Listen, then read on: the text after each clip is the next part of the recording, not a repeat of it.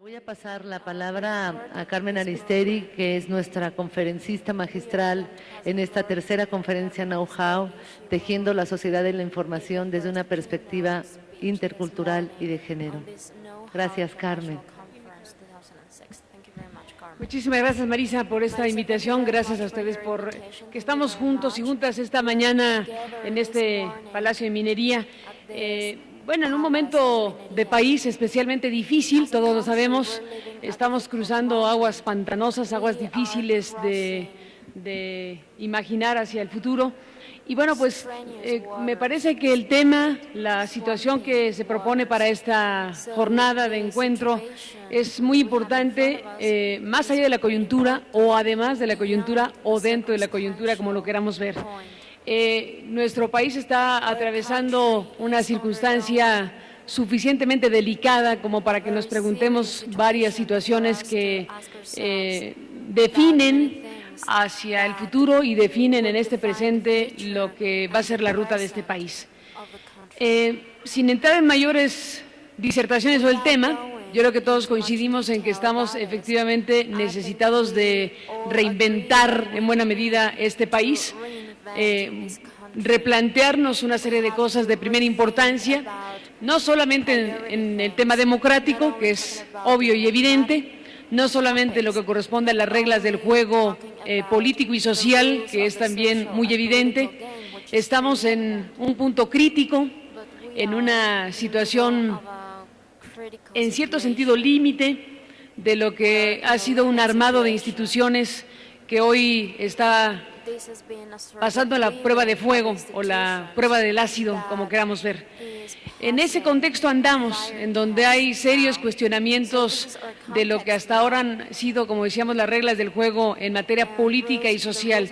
Y este punto de quiebre, en donde, como dirían los chinos, hay que tomar lo que significa esa oportunidad, la crisis, que también significa la posibilidad de redefinir cosas como un signo positivo de lo que estamos atravesando. En ese contexto y en esa situación en la que nos encontramos, es de enorme utilidad y de enorme importancia hoy preguntarnos cosas como las que este seminario se está planteando.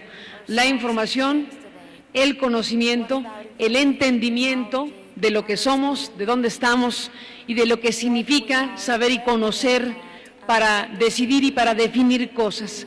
La conexión no puede ser más afortunada en términos de este momento de país y los conceptos que se proponen aquí discutir y debatir. Agregando, obviamente, el tema de relaciones de género equitativas, que es un tema central y nodal para nuestra sociedad. Nuestros diccionarios hablan del tema del conocimiento como aquello que está vinculado a la inteligencia, a la razón, al entendimiento otra vez. La palabra entendimiento, la palabra información, la palabra conocimiento se engarzan, van de la mano permanentemente. Bacon decía que el conocimiento es por sí mismo una potencia. El engarce que se hacen de estos conceptos con el tema de poder es fundamental. No solamente el poder político, el poder de la representación popular, sino los muchos poderes y las diferentes maneras en que se puede expresar esta posibilidad humana de decidir y de incidir en nuestro entorno o en nosotros mismos. De tal manera que esta idea del conocimiento es por sí mismo una potencia, nos lleva, digamos, a una gran reflexión central y de ahí podemos derivar muchas cosas. Este filósofo inglés decía también que la soberanía, como otra gran noción que tenemos que desarrollar, la soberanía del hombre está oculta en su conocimiento. Entonces, todo el tiempo vincular el tema del conocimiento, la información, el poder y las decisiones libres se conjuntan en una reflexión de esta naturaleza. Otro autor decía algo que es muy sugerente para esta mañana. Hubbard decía, el poder fluye hacia el hombre que tiene conocimiento. Otra vez vinculado el tema del poder, el conocimiento y la información. Ya en tiempos mucho más antiguos, Sócrates decía que solo hay un bien que es el conocimiento. Solo hay un mal, que es la ignorancia. Este sabio de Atenas decía que solo es útil el conocimiento que nos hace mejores. Y ahí se agrega una connotación ético-moral respecto al tema del conocimiento, la información y, por supuesto, el poder. El conocimiento siempre es una elaboración personal, fruto de las asociaciones de nuestro cerebro o que nuestro cerebro es capaz de hacer a partir de su experiencia, de la información que ya tenemos y de la que hemos seleccionado y analizado. Que esta es una parte muy importante para pensar de qué manera el conocimiento, la información, incide en nuestra propia definición personal y colectiva. Esa experiencia que tuvimos o esa información que obtuvimos, que no es lo mismo información que conocimiento, aunque van de la mano. Entonces podemos tener una experiencia de algún tipo, pudimos haber accesado a alguna información y de la forma en que seleccionemos y analicemos esas experiencias o esa información, traduciremos hacia un contexto de conocimiento. Ese conocimiento que al final de cuentas se elabora para dar respuesta fundamentalmente a algún asunto específico, obviamente de nuestro interés, hacia donde nos conduce el conocimiento, a comprender, a decidir o a tomar acciones concretas. De tal manera que cuando este programa de la universidad nos invita a hablar de la globalización, nos invita a hablar de la información, del acceso al conocimiento como una opción para establecer relaciones de género equitativas, no puede ser, como decía yo al principio, más propicio el momento como para reflexionar sobre el tema. Si seguimos bordando respecto a estas nociones de los teóricos de la materia, podemos también esta mañana traer a colación este concepto de que comunicación o adquisición de conocimientos es algo que permite ampliar, permite precisar, permite focalizar lo que ya poseemos respecto a una materia determinada, cualquiera que ésta sea. Nuestra noción se puede traducir en conocimiento y nuestro alcance respecto a nuestro entorno puede ser mucho más eficiente, mucho más eficaz, mucho más integral respecto a nuestra condición de seres humanos. Otros acercamientos al tema del conocimiento, tal vez con una mirada más técnica, nos dicen que la información es ese conjunto de datos significativos y pertinentes que describen sucesos o que describen situaciones o que nos acercan a entidades de algún tipo. Datos significativos. Símbolos, signos que pueden ser reconocibles y que expresan una idea alejándola de la ambigüedad, alejándola de la nebulosidad. La información por sí misma, que es una herramienta clave, que es una materia prima fundamental del conocimiento, la información hoy es un bien universal que fluye con una velocidad impresionante, es un bien con una enorme capacidad a la que se puede tener para acceder a ello. Hoy las tecnologías, hoy la cibernética, el acceso que los seres humanos del mundo pueden tener a la información prácticamente es infinita y la velocidad, bueno, pues todos lo conocemos de una y mil maneras. De tal manera que esta situación tecnológica que coloca a la información como este bien universal prácticamente, como este bien altamente accesible hoy por hoy, tiene que tener cada vez mayor posibilidad de convertirse en conocimiento para los seres humanos, es decir, en algo que tenga una intrínseca relación con quien recibe esa información. Es decir, la elaboración de las informaciones disponibles hoy en el mundo respecto al cada quien y al cada colectivo es fundamental. ¿Cómo se procesa? ¿Cómo se digiere? ¿En qué se traduce esa enorme cantidad de datos, de informaciones, de imágenes, todas las expresiones que se puedan tener de información en el mundo, en la vida de cada quien?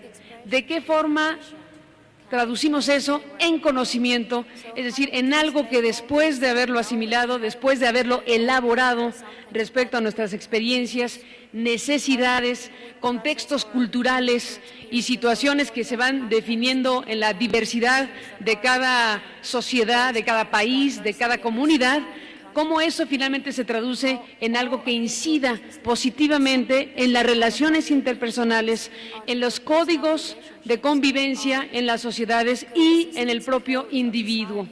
Ese es el gran reto, sin duda, hoy. La información, bueno, es un universo inmenso, es una cascada permanente que fluye de tal forma que nos atraganta. Sin embargo, la información por sí misma no puede traducirse, al final de cuentas, como decíamos, de forma automática en un proceso de conocimiento.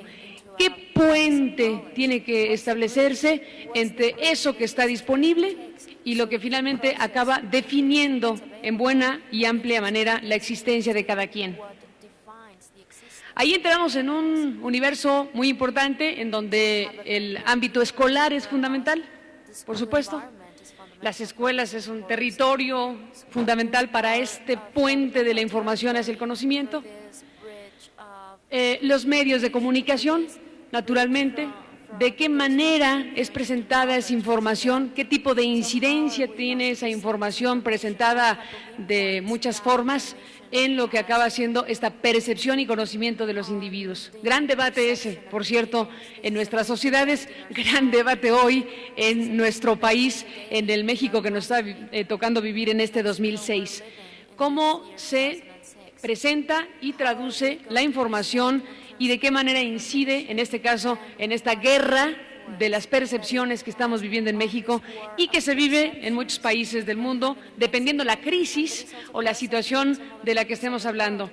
Pero hablemos de la nuestra, hablemos justamente de esta crisis político, electoral, social que estamos viviendo, un poco para darle un giro a nuestra imaginación de cómo demonios incide finalmente la presentación de un hecho o de otro que teóricamente tendría que ser información dura, es decir, el hecho es uno, el tribunal dijo tal cosa, el actor político dijo tal cosa, etcétera, pero en el engarzado, en la selección, en la presentación e incluso en la jerarquización de esa información se traduce en una construcción mucho más allá de lo simbólico, en una percepción y en una lectura de los hechos que están incidiendo en millones de personas. Por eso viene muy a cuento traer justamente estos elementos para echar una mirada también al México 2006. Pero decía yo hace un momento que, retomando estas ideas que han elaborado teóricos y especialistas y pensadores a lo largo de la historia de la humanidad y para alimentar un poco la presencia esta mañana, si nos detenemos, por ejemplo, en el tema de la sociedad actual, en ese concepto global de la sociedad actual, en esta nuestra sociedad, la información y el conocimiento se convierten en elementos fundamentales, no solamente, como decíamos, para nuestro desarrollo de identidad individual y en relación con el colectivo. Son factores fundamentales también, por las mismas razones, del progreso económico, son factores fundamentales para los procesos productivos, son factores esenciales también para la construcción de bienestar social. Y bueno, tendríamos que aspirar a tener esa herramienta del conocimiento como el eje fundamental para da respuesta a las necesidades sociales en cada país y en cada comunidad. Queda claro que disponer de una información adecuada, de una información suficiente, se va a traducir en una adecuada y razonablemente nutritiva elaboración del conocimiento. Decía yo que en diferentes canales y en diferentes espacios se da esta elaboración de información hacia el conocimiento. Y hablaba, por supuesto, de la escuela, hablaba de los medios de comunicación, hablamos de la escuela, hablamos de espacios como este, en donde nuestras experiencias e informaciones previas y conocimientos previos se pueden incrementar, se pueden trastocar, se pueden reconsiderar, se pueden afianzar, ¿no? Ese conocimiento que puede ser maleable dependiendo de la calidad de la información y de la calidad también de los estímulos de la información que se puedan tener para variar o no el ámbito de conocimiento que cada quien pueda tener. En muchos espacios como este al que acudimos esta mañana, reforzamos en buena medida algunas de las nociones que hemos ya establecido respecto al vínculo del conocimiento con el tema de la equidad de género. Yo creo que es bastante sabido por nosotros lo que significa esta conexión, lo que representa para las personas acceder al conocimiento y lo que significa tener conocimiento para la modificación de su estado de vida, para su comprensión respecto al entorno e incluso, por supuesto, para su modificación material y de bienestar. Es clarísimo y bastante conocido que en los países y en las personas con diferente grado de desarrollo económico, los países ricos, las personas ricas, los países pobres o las personas pobres tienen no solo diferencias respecto a sus productos internos brutos, estamos hablando claramente de tener más y mejor conocimiento en comparación justamente con sus desarrollos económicos. Está tan vinculado un tema al otro que de pronto parece hasta obvio decir que los países más desarrollados son los que tienen mayor conocimiento. Aunque nos parezca una frase ya bastante dicha, es evidente que los países como México y como otras naciones tenemos que subrayarlo, sobre todo cuando nos asomamos a los gastos públicos, a el destino que se da a los recursos públicos disponibles y al adelgazamiento que en el caso de los últimos años en México ha habido en el ámbito de la ciencia, la tecnología y el conocimiento. Aunque parezca obvio decirlo, parece que en la definición de políticas públicas, por lo menos en México, no se ha puesto el énfasis necesario si nos atenemos al número de recursos o al número de millones o al porcentaje del Producto Interno Bruto destinado a esas áreas en los últimos años. No lo digo yo, lo dicen los científicos, que están alarmados respecto a lo que ha pasado en los últimos años sobre esos dineros públicos que se destinan a muchas cosas en este país y que no han visto un incremento sustancial y adecuado a nuestras necesidades en materia presupuestal.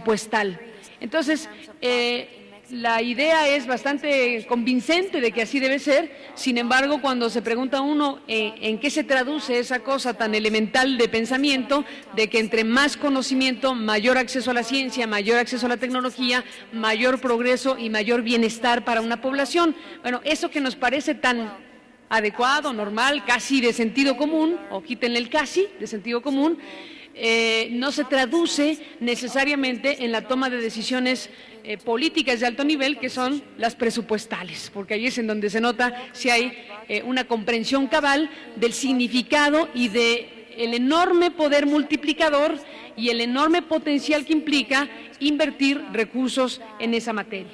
En fin, como dato creo que es importante hacerlo porque el razonamiento nos dice una cosa y las decisiones políticas nos están diciendo otra cosa. Es claro y evidente que las transformaciones mundiales, hablando de globalización, las transformaciones mundiales colocan al tema del conocimiento como este factor fundamental para la competitividad para la competencia y todas estas palabras que se utilizan normalmente en los reportes mundiales de los organismos diversos que existen para ello.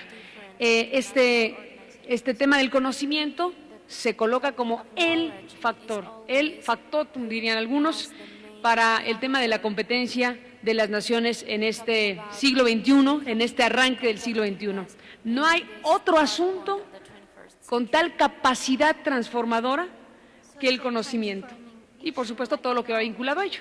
Desarrollos tecnológicos, ciencia, Pero como noción fundamental, no hay otro tema que no sea el conocimiento con esa capacidad transformadora que tiene la humanidad. El tema del conocimiento, si nos queremos detener un segundo en la cuestión de la competitividad de las naciones, distribuye de forma diferente la necesidad de las materias primas, distribuye de manera diferente el número de horas para el tema del trabajo, redirecciona el tema del uso del tiempo, ¿no? Es decir, el conocimiento y el acceso a las tecnologías y las ciencias redirecciona el uso del tiempo de los seres humanos, y eso para países como los nuestros, en donde tenemos pues estas asimetrías respecto al empleo y respecto a la distribución del acceso para hombres y mujeres, también es un tema de primera importancia. Este tema, que también se vincula con el asunto del eje de esta reflexión, que es la equidad de género, va de la mano de la perspectiva democratizadora también. El tema del conocimiento vinculado a la perspectiva democratizadora. Es decir, el énfasis que hoy más que nunca tenemos que poner en esta perspectiva democratizadora vinculada a la creciente importancia del conocimiento es clara. Ya se sabe que la riqueza y la fuerza está vinculada naturalmente a los factores de poder, de la riqueza o del poder político. Sin embargo, dicen los que saben de este tema, los especialistas que han desarrollado teóricamente el asunto, el eje más fuerte, el eje más destacado respecto a este asunto es que el conocimiento es la más democrática fuente de poder. Es decir, estamos hablando de cómo en la disección de los poderes, quien tiene más conocimiento es quien tiene más desarrollo económico o viceversa. Está vinculada una cosa con otra. Hablemos de las naciones, hablemos de los individuos. Poder, riqueza, conocimiento. Sin embargo, paradójicamente, esta catarata de informaciones a la que estamos expuestos cotidianamente hace que el conocimiento, como decía hace un momento, sea la fuente de poder más democratizadora, como dicen algunos expertos. Algunos dirán que eso se convierte en fuente de amenaza para el statu quo, ¿no? Hay esta vieja noción de que al poder no le conviene necesariamente una sociedad informada o una sociedad educada, porque entonces las conexiones de poder respecto a las ciudadanías se debilitan y entonces el empoderamiento de los ciudadanos rediseña o tendría que rediseñar justamente las estructuras de poder tradicionales, que ese es problema de las estructuras de poder tradicionales, porque de lo que se trataría es que los ciudadanos, desde la propia ciudadanía y desde los propios espacios que la ciudadanía se construye para sí misma, entienda, asimile y haga valer justamente lo que significa acceder al conocimiento como una de las maneras más eficaces, rápidas y democratizadoras que puede existir para la humanidad. De tal manera que, por supuesto que hay que analizar las políticas públicas y los presupuestos y cuánto le dedican a la ciencia y la tecnología por un lado, etcétera, pero también tenemos que revisar de manera muy seria, de manera muy vehemente, los ciudadanos y las propias organizaciones que los ciudadanos nos damos para saber cómo estamos procesando nuestras informaciones y cómo se está traduciendo eso, en qué tipo de conocimiento y para qué estamos utilizando ese conocimiento respecto a cualquier tema, por supuesto.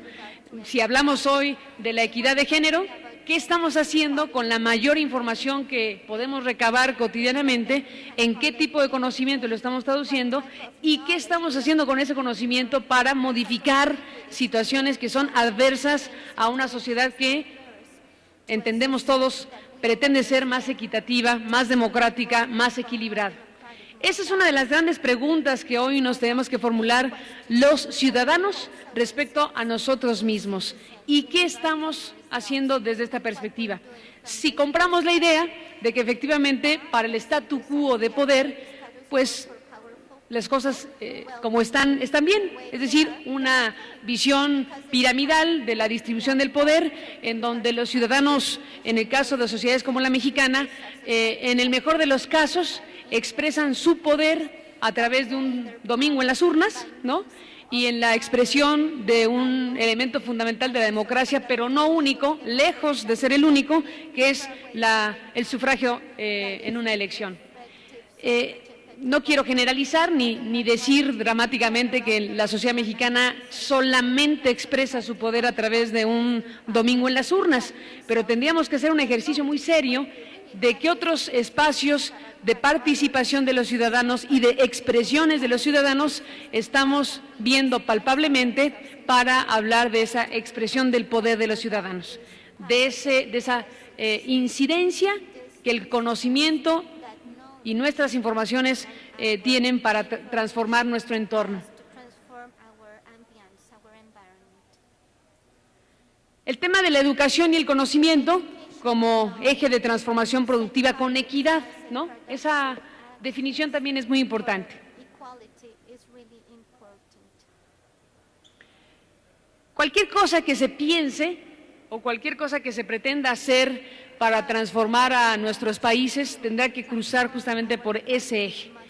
El desarrollo, como dicen algunos, de ciudadanía, ¿no? De construcción de ciudadanía, y ahí tiene que ver una emergencia de lo que significa el momento que vivimos hacia una construcción de nuestra propia presencia en nuestro entorno. Pero también está este tema de la transformación productiva con equidad. ¿De qué forma los países y las sociedades están traduciendo en términos productivos ese mayor conocimiento, o esa mayor información, o ese mayor conocimiento? ¿Cómo se están diseñando los esquemas industriales, los esquemas laborales, los esquemas de relación de los trabajadores con el ámbito productivo, que merezcan ser atendidos como factores de transformación a favor de la equidad? ¿Qué tipo de situaciones México hoy podría presumir, si es que puede presumir algo en esa materia, cuando se toman directrices en el ámbito de un espacio de producción o de productividad económica? ¿Hay en nuestro país algún diseño desde las políticas públicas hacia el ámbito productivo empresarial o desde el ámbito de la academia hacia el ámbito productivo empresarial que desarrollen para los tomadores de decisiones en esos espacios nuevas nociones de la equidad? ¿Hay algo en el ámbito productivo, producto del conocimiento, que nos haga sentir orgullosos en este momento de que a partir de lo productivo y de la relación laboral podemos estar acercándonos a mejores modelos de equidad? Pues no creo que tengamos mucho que presumir en esa materia. Sin embargo, es un tema importantísimo que otra vez se vincula no solo a la tecnología, no solo a reducir tiempos de producción, no solo a redistribuir los tiempos disponibles de las personas, sino a preguntarnos si ahí también tendría que incidir, y creo que sí, sin duda, la nueva manera de entender la relación, la relación que debe entenderse entre hombres, mujeres y factores de producción. ¿Hay alguna política industrial y productiva que incida directamente en esas relaciones para ir acercándonos a nuestros ideales de equidad? Pues no parecería que seamos un país precisamente muy imaginativo en la materia, aunque hay, hablando de globalización, conocimiento de que en otros países si han logrado desarrollar algunos espacios en donde se entienda de otra manera el tema de la maternidad, por ejemplo, o esos conceptos de maternicemos la economía, ¿no?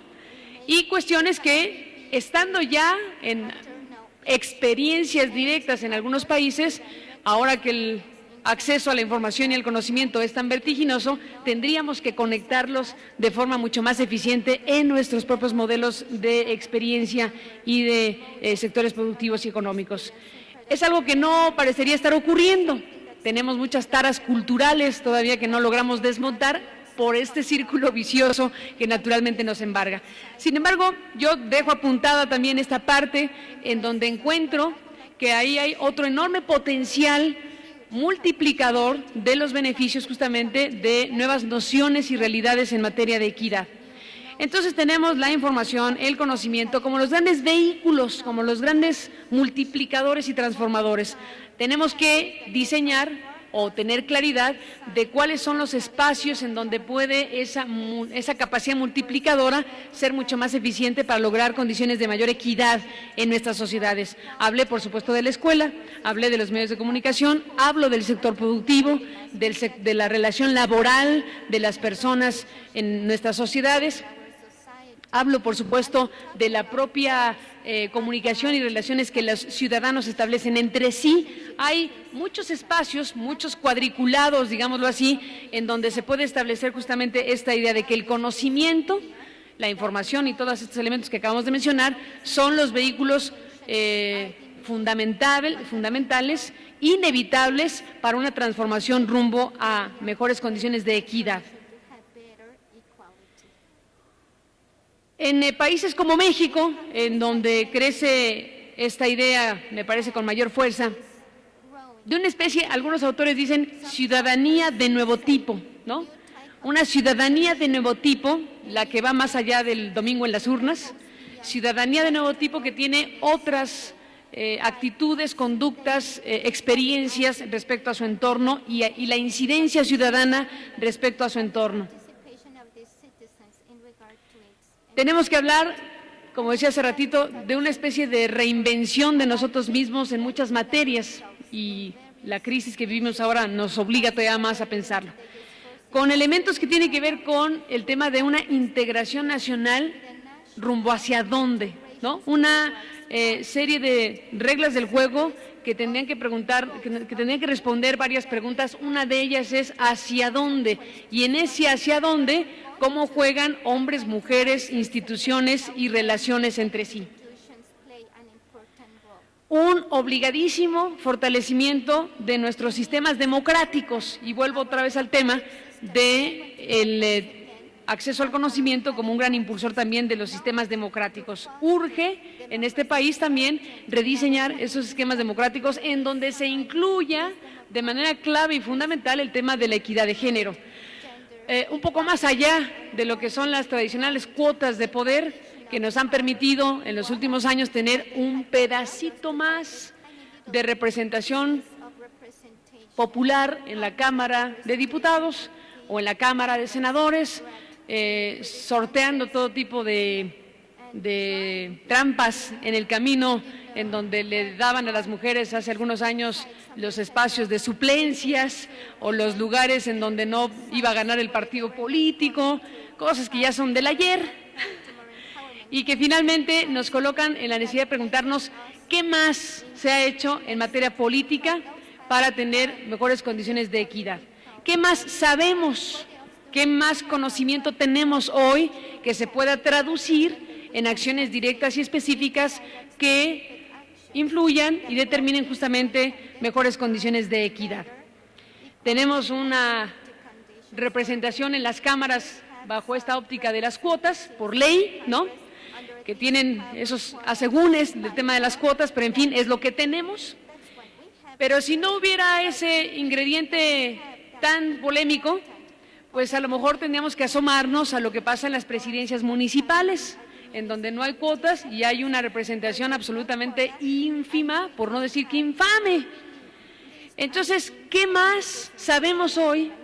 ¿Qué tipo de conocimiento tiene hoy nuestra clase política? qué tipo de conocimiento hemos tenido, qué tipo de información nos hemos allegado que se pueda traducir en conocimiento y en entendimiento para tomar decisiones en función de ese otro territorio que es el de la representación política y popular. Parece que no hemos aprendido demasiado en los últimos años y que no se está haciendo gran cosa en esta materia. Sé que ha habido esfuerzos importantes, que se han establecido convenios, incluso en el Congreso, para inyectar transversalmente las políticas públicas con esta perspectiva de género. Esa idea por lo menos ya está presente de un tiempo para acá, pero la gran pregunta es, ¿y realmente se ha podido palpar con claridad esa definición de políticas públicas en diferentes materias? Bueno, ha habido avances, tampoco hay que bueno, un celular es inevitable en este mundo de tecnología y demás, ¿no? Entonces el tema aquí es también la necesidad de revisar justamente lo que ha podido pasar en los últimos años sobre las políticas públicas y sobre todo las legislaciones. Yo lo dejo apuntado también como otro de esos espacios necesarios para preguntarnos qué pasa con nuestro conocimiento en función de nuestra realidad directa y específica. Si nos atenemos a los datos duros solamente de la representación popular, pues estamos en la calle. Otra vez vuelvo al tema de las presidencias municipales, que además tiene esa doble connotación negativa de no solamente tener un porcentaje tan pequeño de representación popular a través de esta figura tan importante, la célula, digamos, ¿no? La célula en donde hay una carga enorme de gestoría social, de relación directa de la autoridad municipal con su entorno ciudadano, sino que sabemos bien por estudios y experiencias que las mujeres tienen esa gran carga de gestoría de los servicios públicos, de que si el agua, de que si la basura, que si el drenaje, etcétera, funciones tan relacionadas con las presidencias municipales. Es la estampa tal vez más acabada de esta atrofia que hemos logrado resolver en términos de una conducta personal y ciudadana a favor, por ejemplo, de este tema de la gestoría en los ámbitos de los servicios públicos y lo que es una nula representación política en la materia.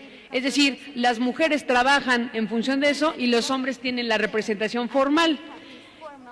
En ese espacio tal vez es en donde más claramente se vea ese abismo respecto a lo que las mujeres significan y representan para una situación tan presente y tan fundamental como tener agua, tener pavimento, tener luz, que la basura pase, ¿no? Y cosas de esa naturaleza. Y la nula representación política que implicaría, pues, hacer valer que si quien hace esa tarea es una mujer, debería tener naturalmente la representación política y, por ende, la autoridad. Y ahí es en donde entra otra vez el debate sobre el tema del poder. Entonces, cruza de lado a lado el asunto. Entonces, tenemos un conocimiento desarrollado sobre cómo se vincula poder, conocimiento, información, pero nos topamos con la negra realidad de que a la hora de ver qué pasa en la distribución de los poderes, pues tenemos esta enorme distancia, este enorme abismo que lo podríamos revisar hoy, en este instante, en cualquier página de internet que nos diga cuántas presidentas municipales hay en este país o cuántas gobernadoras hay en este país, ya no digamos cuántas secretarias de Estado, en fin, todos esos espacios de poder y de autoridad que no conectan, digámoslo de esa manera, incluso con situaciones tan específicas como el de la gestoría, por hablar de una cosa, por hablar de un pellizquito de la realidad, en este caso tan palpable como lo que a los ciudadanos les es tan cercano como los servicios públicos.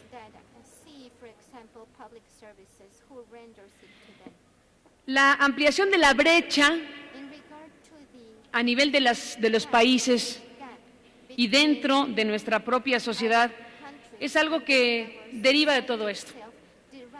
Así como el conocimiento es un factor poderosísimo de transformación social e individual, también es cierto que ahonda brechas porque quien accede al poder y al conocimiento adquiere también una velocidad mayor que lo aleja de los otros espacios sociales que no han tenido el acceso al conocimiento. Es decir, por un lado estamos diciendo que poder del conocimiento es infinito, enorme, transformador, multiplicador, democratizador. Sin embargo, también es un factor de mayor ahondamiento de las brechas, porque mientras los países con acceso a información, a conocimiento y sus propias sociedades van avanzando, los que no tienen acceso a ello se van quedando todavía más rezagados y la velocidad entre un polo y el otro, de distancia, se hace todavía mayor. Ese es un problema serio, porque la capacidad y la velocidad que se imprime en una sociedad o en un individuo que tiene ese aceleramiento en sus potencialidades hace que se despegue cada vez más de aquellos que no tienen acceso a ello. Por eso, si hiciera falta alguna información, si hiciera falta alguna reflexión más sobre el asunto, tendría que ser todavía más urgente, todavía más prioritario, todavía más grave no dirigir políticas públicas justamente a esos territorios. Es decir, que en vez de ampliar, otra vez en el tema presupuestal, los recursos para la ciencia, la tecnología y el conocimiento, en vez de ampliarlo, disminuirlo o dejarlo como está, no nos deja como estamos. O sea, puede dejarse el tema presupuestal como está, pero no nos deja como estamos, sino nos aleja de nuestra posibilidad de desarrollo porque otros países, y ya no entremos ahí en esa materia que le gusta mucho a los especialistas en el asunto, que si China, que si la India, que si los países asiáticos, ¿qué ha sucedido con sus decisiones en materia presupuestal y de políticas públicas respecto al conocimiento y la educación si nos comparamos con países como México? Bueno, pues que han dedicado cantidades infinitamente superiores a las nuestras. Y otra vez, si nos hiciera falta alguna demostración, baste ver justamente lo que ha pasado en esos países y lo que pasa en los nuestros. Entonces acaba siendo no solo algo reprobable que en nuestros países y México en particular, no solo es algo reprobable, sino empieza a ser criminal no hacerlo, empieza a ser algo verdaderamente con esa connotación, porque uno podría decir, bueno, ¿qué pasa con los presupuestos nacionales en México? ¿Hacia dónde se dirigen?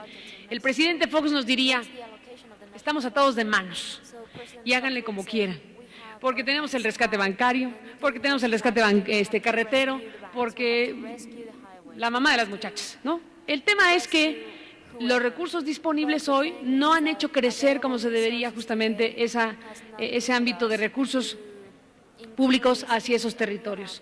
De tal suerte que no estamos de plácemes en esa materia, de tal suerte que tenemos que pensar qué hacer en función de cómo se distribuyen justamente esos recursos y, sobre todo, en función de que no se han distribuido de mejor manera, qué puede hacer una ciudadanía que pueda tener la información, el conocimiento y el entendimiento de lo que está significando eso para nosotros y qué puede hacerse desde nuestras respectivas trincheras para tratar de revertir esa desaceleración o ese estancamiento respecto a los demás países y lo que esto significa.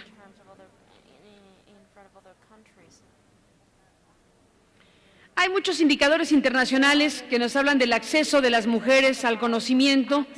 Y en el mundo, en la visión global de lo que esto significa, pues no hay muy buenas noticias, en esta materia.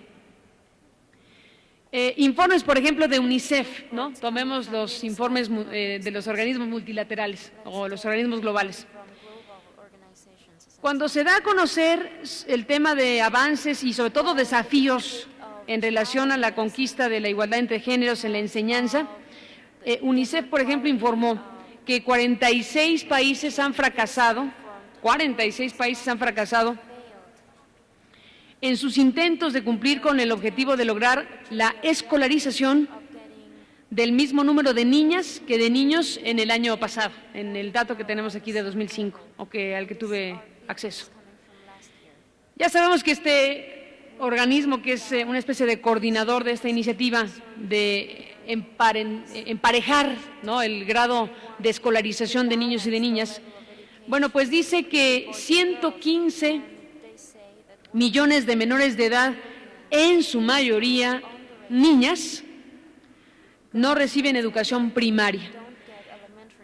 La cifra es espectacular, bueno, cada quien la podrá observar de cualquier manera, pero estamos hablando de 115 millones de niños y de niñas que no tienen acceso a educación primaria, y ahí viene el ingrediente cultural de la prioridad que se da de acceso para los niños, por N número de razones culturales, por encima de la prioridad que se le pueda dar a las niñas.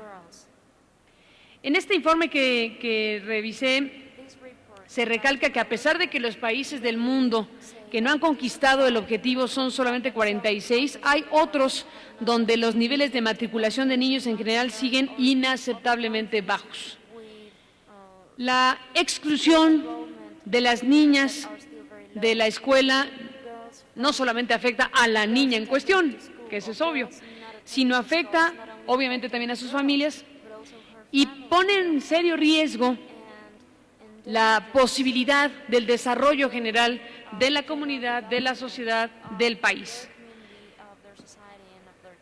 Hay mucho conocimiento sobre cómo la educación de las niñas es un factor que constituye un elemento fundamental de desarrollo tanto social como económico. Es decir, dirigir acciones hacia la escolarización de las niñas tiene este gran potencial en todos estos ámbitos, por supuesto económico, por supuesto social y por supuesto en la redefinición de las relaciones más equitativas entre los seres humanos y los entornos sociales. De los 180 países donde existen estos datos, 125 de los cuales 91 son países en desarrollo y 34 son países industrializados, bueno, están en camino de lograr este objetivo fundamental de la paridad entre los géneros y de lograr pues que tanto niños como niñas vayan a las escuelas. México ha hecho tareas importantes, no lo podemos negar. En nuestro país hay pasos muy relevantes en esta materia. Ha habido diseños de becas para las niñas, ha habido cosas que no podemos soslayar, no podemos tampoco aquí flagelarnos y tampoco reconocer que ha habido acciones importantes y afirmativas en esta materia.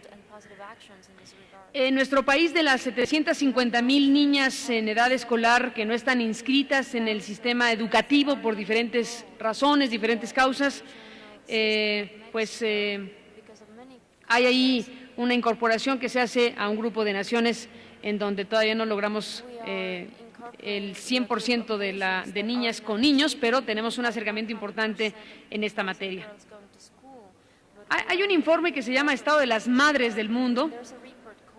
El informe se llama Del progreso en la educación de niñas, que difunde esta organización estadounidense Salvemos a los Niños, en donde se destacan los avances que en algún sentido se han obtenido en este rubro, los países más pobres en esta materia, justamente por tener 103 millones de niños que en edad escolar no asisten a las aulas de todo el mundo, de ahí 58 millones son niñas, y sostiene que la educación de estas es un factor clave para cambiar el curso de las naciones, como decíamos. En nuestro caso, se nos ubica en la posición número 21 en este informe, que clasifica a 71 países en vías de desarrollo, y lo que analizan pues son los progresos y los avances que se alcanzan en la tasa de inscripción de niñas a la educación básica, y no solamente que las inscriban, sino que permanezcan en la educación básica en los planteles educativos en los últimos años. Estamos en el 21 y 20 antes de nosotros, pues son países como Kenia, Camerún, Bangladesh, Marruecos, algunos de los países que se ubican en esta lista. En el caso de México, las niñas y los niños que no asisten a la escuela representan el 10% de la población y a diferencia del acceso a la educación, pues es más notoria en las zonas rurales. Ya sabemos que hay un componente cultural muy importante que hace a un lado a las niñas, si es que hay que decidir entre niño y niña para acceder a la educación. Vuelvo a decir, yo decía hace un momentito que no está de más echarle una última mirada, y con esto termino, Marisa, si te parece bien, a lo que han sido en los últimos años estas definiciones. Por ejemplo, lo que hoy vemos en el programa Oportunidades, ¿no? Que si nos vamos al tema electoral y político, hay allí un jaloneo tremendo de si se hizo uso o no de la información de oportunidades para favorecer o no a un candidato a la presidencia, que eso nos pondría en otro territorio, pero bueno, quitando esa connotación sobre lo que significa políticamente el uso de los recursos en programas sociales, que no pude evitar comentarlo, pero si nos detenemos en la definición misma de este programa, hay cosas interesantes que no se pueden soslayar. Esto que se dirige al combate a la pobreza directamente, esta aportación de recursos para las personas que viven en niveles de pobreza, entregando recursos de tal manera que se garantice o que se acerque a garantizar que estos recursos van a incidir en el mejoramiento de las condiciones de vida y no solamente recibir los recursos, es decir, este mecanismo que muchas de ustedes conocen perfectamente, yo solamente lo enuncio, que ha hecho de este programa social un programa interesante y que ha sido revisado por otros países para eventualmente ponerse en práctica en otros lugares. Una parte de este famosísimo programa social dedicado justamente al tema de la educación. Como del volumen de recursos disponibles hay una parte con candado para ser dirigido al tema de la educación. Estos niños en edad escolar que por esa condición de estar en la escuela reciben un recurso económico.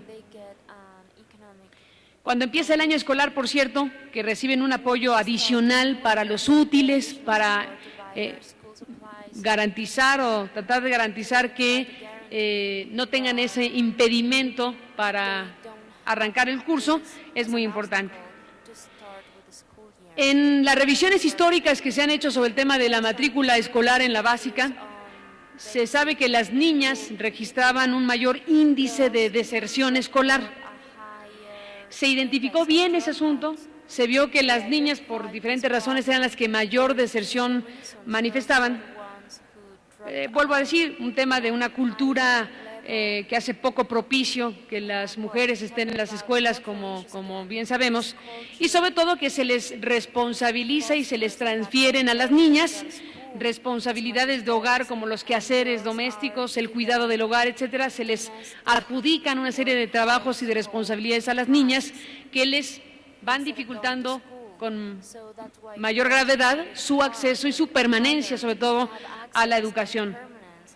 Entonces, es interesante ver cómo se dio este giro. Yo no tendría una evaluación porque no soy experta, ni mucho menos, simplemente diría que como ciudadana del mundo, me gustaría saber qué tanto ha logrado este giro que se da respecto al tema de las becas en una realidad social. A mí me parece que es adecuado el giro, no sé qué tanta influencia ha tenido en los últimos años de existencia de este programa social.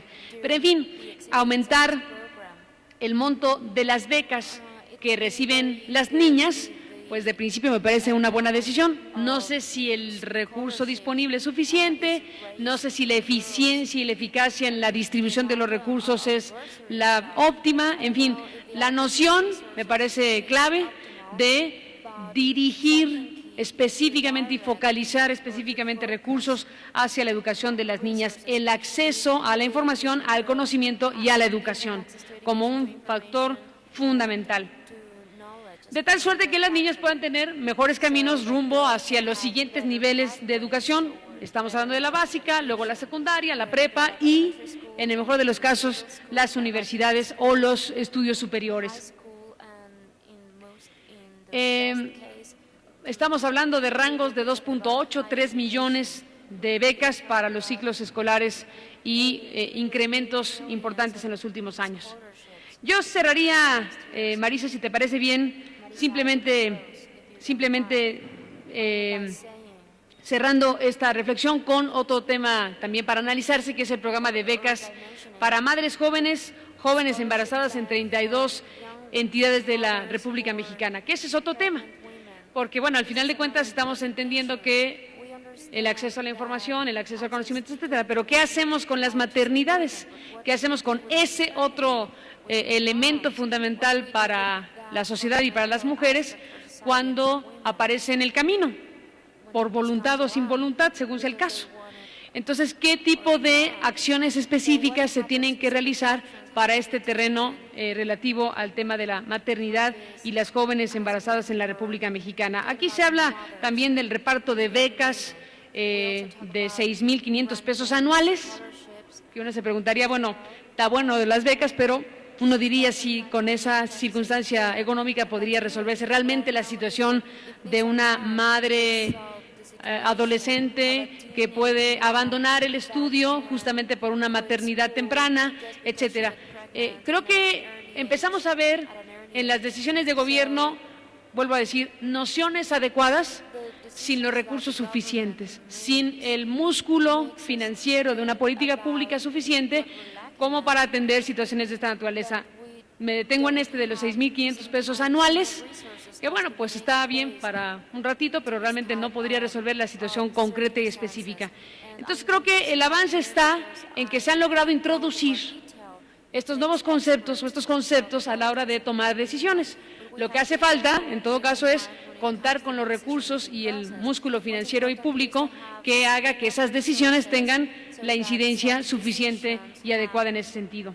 Yo solamente cerraría, Marisa, agradeciendo mucho la invitación a platicar con ustedes sobre este tema, que vuelvo a decir como al principio, viene muy bien en este momento plantearnos cosas como estas, plantearnos lo que estamos haciendo, lo que no estamos haciendo como ciudadanía y como país en este instante o este momento o esta coyuntura, que no sabemos si será coyuntura o se va a traducir en algo de otra naturaleza. No sabemos si la dinámica política en la que entremos o sigamos desarrollando a raíz de un proceso electoral tan traumático y tan complejo como el que estamos viviendo, ¿cómo se va a traducir eso? Pues a la hora de que vengan las decisiones en materia, vuelvo a decir, de políticas públicas, de debate legislativo, qué tipo de debate legislativo se va a dar, qué tipo de dinámicas sociales se van a dar en nuestro país para ir resolviendo y para ir actuando a partir del conocimiento en asuntos que reivindiquen nuestro derecho al bienestar y a nuestra aspiración a tener una sociedad más equitativa. ¿Qué es lo que viene, qué es lo que ya está y qué es lo que viene que va o a acelerar o a entorpecer estos procesos necesarios para tener sociedades más equitativas? Y pues todo cruza efectivamente con cuestiones que van a plantearse muy cercanamente en términos de nuestra vida democrática, de nuestra vida institucional, de los debates legislativos, de cómo demonios va a quedar este país para resolver estos asuntos. Por lo pronto estamos nosotros, por lo pronto seguimos nosotros aquí, que somos la materia prima fundamental de este país, es decir, los ciudadanos, para tomar también nuestras respectivas riendas, independientemente o además de o a pesar de estas dinámicas políticas que nos llenan ahí de, me parece, cierta incertidumbre y ciertas angustias propias de lo desconocido. Entonces yo digo, hagamos valer también nuestra posibilidad y capacidad de discutir, de debatir estos temas, y yo agradezco mucho la invitación para sumarme a ello. Gracias, Marisa.